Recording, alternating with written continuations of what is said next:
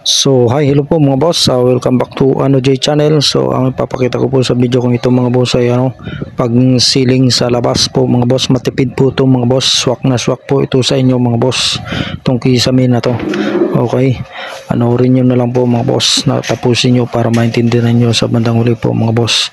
Sa mga nagtitipid lamang po ito mga boss, pero matibay din naman siya kasi nakadikit siya dun sa sa purlins. So ganyan lang po mga boss, mga simpleng lang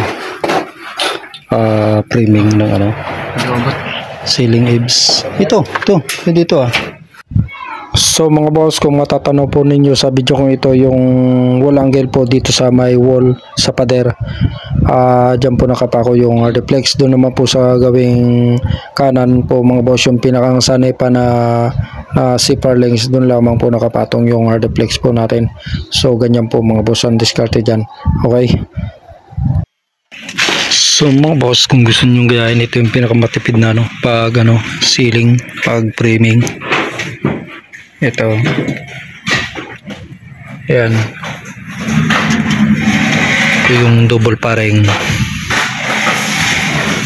punta rito, tapos ito yung single paring. Ganyan lang kalayo. Yung double paring natin may layo siya na 4 feet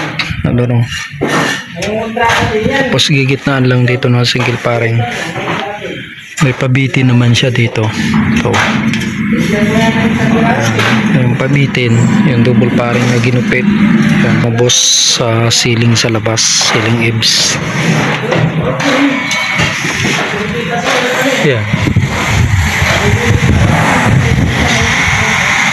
So yan, ginupit na lang tong double paring, ginupit na lang. Tapos yan, naka-cross dyan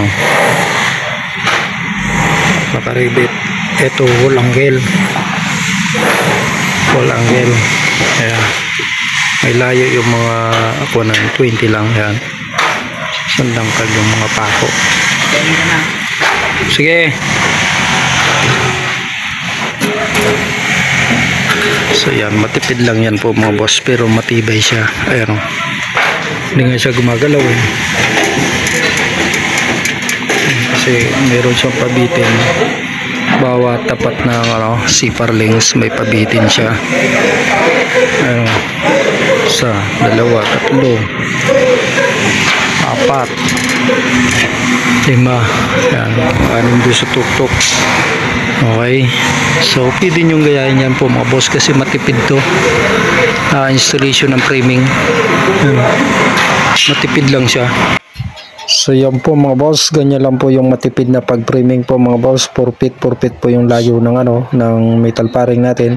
Tapos yung buladas natin po mga boss ay 80 yung lapat, gigitnaan lang po natin ng single paring. So yan, tapos may mga pabitin siya bawat tapat ng parlina. Okay, thank you for watching mga boss. Ingat po kayo palagi. Bye. Don't forget to subscribe po mga boss kung nagustuhan ninyo ang video.